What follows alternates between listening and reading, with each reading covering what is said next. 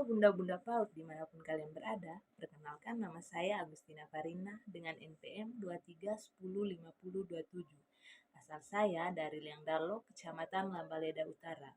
Saya adalah salah satu mahasiswa dari Universitas Katolik Indonesia Santo Paulus Ruteng dengan program studi pendidikan guru pendidikan anak usia dini. Nah, pada video kali ini saya akan menjelaskan tentang laporan hasil pelaksanaan supervisi pembelajaran. Selamat menyaksikan. Nah, pada bagian yang pertama, saya menulis laporan hasil pelaksanaan supervisi pembelajaran di PAUD Sehat Cerdas Ceria tahun pelajaran 2027-2028. Nah, di bawahnya saya menulis logo dari PAUD Sehat Cerdas Ceria. Di bawahnya yaitu disusun oleh nama saya dengan jabatan. Yang kedua adalah kata pengantar. Pada kata pengantar ini, saya menulis puji syukur kita panjatkan kehadirat Tuhan Yang Maha Esa karena atas rahmat dan karunia-Nya, saya dapat menyelesaikan laporan hasil pelaksanaan supervisi pembelajaran di PAUD Sehat Cerdas Ceria tahun pelajaran 2027 dan 2028 yang diselenggarakan oleh sekolah kami. Laporan ini juga merupakan salah satu bukti bagi kepala sekolah di PAUD Sehat Cerdas Ceria dalam melaksanakan kewajibannya untuk melaporkan hasilnya. Isi laporan ini secara umum lebih menekankan pada pemahaman-pemahaman konsep dan cara mengimplementasikannya di lapangan dalam upaya penjaminan dan peningkatan mutu pendidikan di sekolah. Dalam kesempatan kali ini pula, saya mengaturkan ucapan terima kasih yang sebesar-besarnya kepada berbagai pihak yang telah ikut membantu sehingga terselesainya laporan ini. Akhirnya, kami berharap semoga laporan ini berguna khususnya bagi penyusun dan berbagai pihak yang berkepentingan pada umumnya. Kritik dan saran demi kesempurnaan laporan ini sangat dinantikan.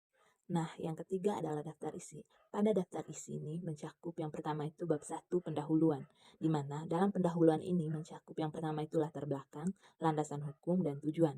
Yang kedua, bab 2-nya adalah pelaksanaan program supervisi pembelajaran, yang mencakup yang pertama itu pelaksanaan program supervisi pembelajaran, yang kedua jadwal supervisi pembelajaran, yang ketiga kesepakatan dengan guru tentang pelaksanaan supervisi pembelajaran, yang keempat instrumen yang digunakan dalam supervisi pembelajaran, yang kelima, pendekatan supervisi pembelajaran.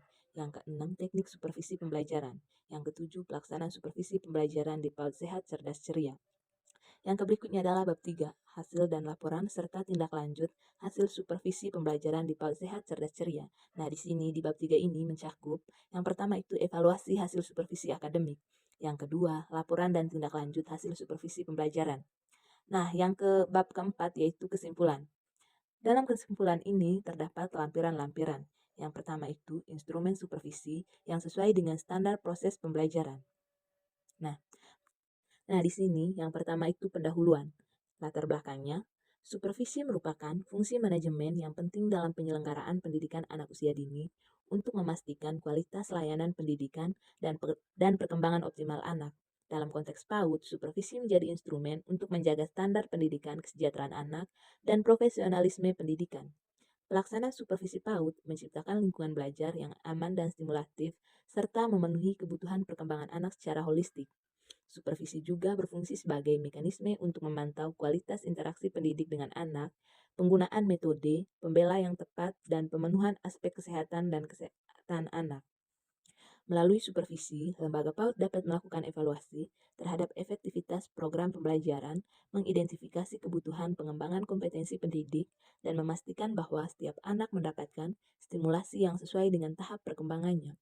Supervisi juga mendukung upaya peningkatan kualitas pengelolaan lembaga PAUD dan memberikan jaminan kualitas pada orang tua dan masyarakat. Berdasarkan hal tersebut, pelaksanaan supervisi pada lembaga PAUD ini bertujuan untuk mengevaluasi kualitas layanan pendidik, mengidentifikasi capaian pembelajaran anak dan kendala yang dihadapi, serta merumuskan rekomendasi untuk peningkatan kualitas penyelenggaraan PAUD yang lebih optimal.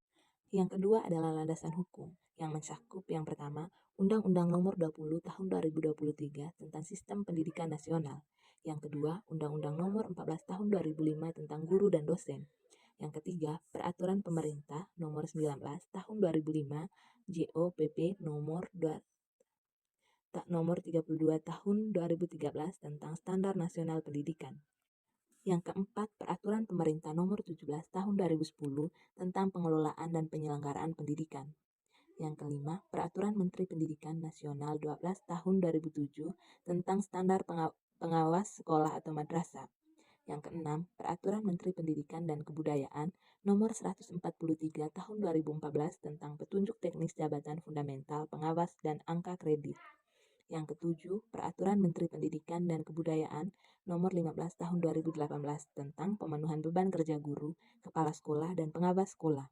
Yang kedelapan, Peraturan Menteri Pendidikan, Kebudayaan, Riset, dan Teknologi Nomor 32 Tahun 2022 tentang standar teknis pelayanan minimal pendidikan.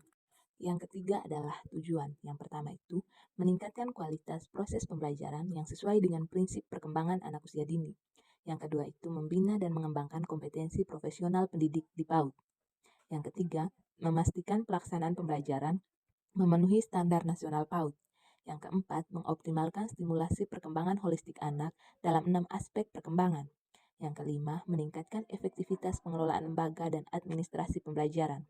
Yang keenam, mengidentifikasi kendala pembelajaran dan memberi solusi pemecahan masalah. Yang ketujuh, melakukan monitoring dan evaluasi efektivitas program pembelajaran.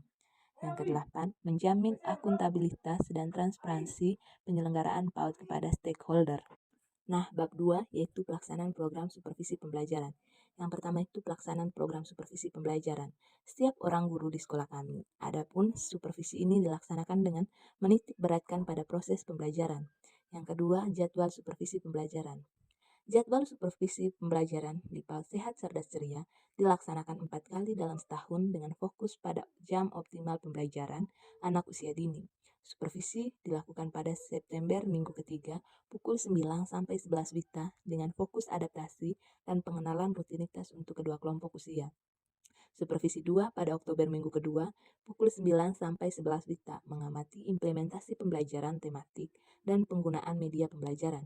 Supervisi 3 di Februari minggu kedua pukul 9 sampai 10.30 WITA menekankan pada pembelajaran eksplorasi dan kegiatan sains sederhana. Supervisi 4 pada Mei minggu kedua pukul 8 sampai pukul 10 tepat WITA fokus pada penilaian perkembangan akhir tahun dan kesiapan transisi ke jenjang selanjutnya. Semua jadwal dipilih pada pagi hari untuk memanfaatkan konsentrasi optimal anak dan disesuaikan dengan karakteristik pembelajaran PAUD yang menekankan bermain sambil belajar. Adapun jadwal supervisi yang telah dilaksanakan di PAUD Sehat Cerdas Ceria sebagai berikut.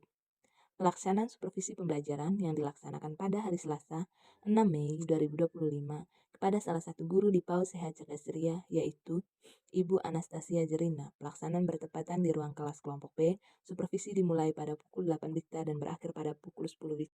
Yang ketiga adalah kesepakatan dengan guru tentang pelaksanaan supervisi pembelajaran. Sebagai kepala sekolah, saya membuat kesepakatan dengan guru yang akan dikunjungi untuk disupervisi dalam melaksanakan proses pembelajaran di kelas. Biasanya kepada guru tersebut diinformasikan 2 hari sebelum supervisi dilaksanakan. Yang keempat, instrumen yang digunakan dalam supervisi pembelajaran. Instrumen supervisi yang digunakan tentunya yang sesuai dengan Peraturan Menteri Pendidikan Nasional Nomor 41 Tahun 2007 tentang standar proses. Yang kelima, pendekatan supervisi pembelajaran. Pendekatan supervisi pembelajaran kepada guru yang telah saya lakukan sebagai kepala sekolah menggunakan 2 cara, yaitu melalui pendekatan langsung yang artinya saya sebagai kepala sekolah berhadapan atau berhubungan melalui tatap muka di kelas pada kunjungan. Sedangkan jika ada kendala pada saat jadwal program supervisi yang telah disepakati muncul, maka akan melakukan supervisi melalui pendekatan tak langsung dengan menggunakan media komunikasi. Yang keenam, teknik supervisi pembelajaran. Teknik supervisi pembelajaran artinya alat atau instrumen atau skenario yang saya gunakan dalam melaksanakan interaksi atau hubungan timbal balik antara kepala sekolah dengan guru yang akan disupervisinya. Beberapa teknik yang saya gunakan dalam supervisi adalah dialog, diskusi, kunjungan kelas, dan bimbingan teknis. Yang ketujuh, pelaksanaan supervisi pembelajaran di PAUD Sehat Cerdas Ceria. Supervisi pembelajaran di PAUD Sehat Cerdas Ceria dilaksanakan disesuaikan dengan jadwal supervisi dan kesepakatan kepala sekolah dengan guru yang akan disupervisi. Nah, yang ketiga adalah bab 3, hasil dan laporan serta tindak lanjut hasil supervisi pembelajaran di PAUD Sehat Cerdas Ceria. Pertama itu evaluasi hasil supervisi akademik. Dari pelaksanaan supervisi yang telah dilakukan diperoleh hasil sebagai berikut. Yang rekapitulasi hasil supervisi akademik tahun ajaran 2027-2028. Nah, di bawah yang pertama itu tabel hasil supervisi akademik. Nah, pada kolom pertama yaitu nomor, yang kedua kelompok, yang ketiga hasil skor, yang keempat tindak lanjut. Nah, karena di sini tadi saya mensupervisi hanya satu guru, nah saya tidak membuat kolom, saya hanya menjelaskan yang pertama itu kelompok B. Nah, hasil skornya itu yang 40 atau sangat baik, dan tindak lanjutnya diskusi konsultan. Yang pertama, laporan dan tindak lanjut hasil supervisi pembelajaran. Berdasarkan hasil supervisi pembelajaran menunjukkan kategori sangat baik dengan total skor 40, maka dapat disimpulkan bahwa Ibu Atik telah menunjukkan kemampuan yang bagus sekali atau excellent dalam sebagian besar aspek pembelajaran dengan beberapa bagian yang masih dapat ditingkatkan pada aspek penilaian dan penyesuaian pembelajaran berdasarkan alokasi waktu yang telah sudah direncanakan. Demikian pula hasil dari hasil tersebut maka ditindaklanjutinya dengan cara yang pertama itu pertahankan kualitas pelaksanaan kegiatan pembuka dan penutup. Yang kedua, tingkatkan kemampuan dan evaluasi dan penilaian proses pembelajaran. Yang ketiga, bagi pembelajaran berdasarkan alokasi waktu yang sudah direncanakan. Nah, yang terakhir adalah bab 4 atau yang bab 4 adalah kesimpulan. Berdasarkan hasil supervisi, diketahui bahwa guru di PAUD Sehat Cerdas Ceria memperoleh nilai yang sangat baik. Hal ini menunjukkan bahwa guru mempunyai kemampuan yang baik dalam merencanakan dan melaksanakan kegiatan pembelajaran. Supervisi pembelajaran perlu dilaksanakan karena dapat mengevaluasi diri guru sampai sejauh mana mempunyai wawasan dan kemampuan untuk menunjukkan dirinya sebagai guru yang profesional. Supervisi pembelajaran akan meningkatkan gairah guru untuk lebih mempersiapkan perencanaan dalam pelaksanaan proses pembelajaran. Nah, pada bagian yang terakhir, saya menyusun instrumen supervisi yang sesuai dengan standar proses pembelajaran. Nah, instrumen pelaksanaan pembelajaran di dalam kelas. Yang pertama itu mencakup nama sekolah, yaitu PAUD Sehat Cerdas Ceria. Yang kedua, kelompok B. Yang ketiga, hari atau tanggal Selasa 20 April 2025. Nah, pada saat saya melakukan supervisi pembelajaran, instrumen yang saya gunakan adalah indikator yang diamati. Yang pertama itu kegiatan pembuka. Di sini, saya mengambil yang pertama itu melaksanakan tugas seperti menyiapkan anak secara fisik untuk mengikuti kegiatan bermain. Nah, berdasarkan supervisi yang saya lakukan, di sini saya melihat Ibu Atik sangat baik dalam melaksanakan tugasnya yang bagian indikator pertama. Karena begitu, di sini saya memberi skor 3. Nah, indikator yang kedua adalah menyampaikan tema pembelajaran. Di sini saya juga memberikan skor 3 karena Ibu Atik sudah menyampaikan tema pembelajaran hari itu dan juga mengaitkannya dengan kehidupan anak-anak setiap harinya. Indikator yang ketiga adalah memberikan pertanyaan pemantik. Saya juga memberikan skor 3 karena Ibu Atik juga memberikan pertanyaan sebelum dia melakukan membahas tema yang akan ia lakukan pada hari tersebut. Yang kedua adalah kegiatan inti. Indikator yang pertama, kemampuan menyesuaikan materi dengan tema pembelajaran.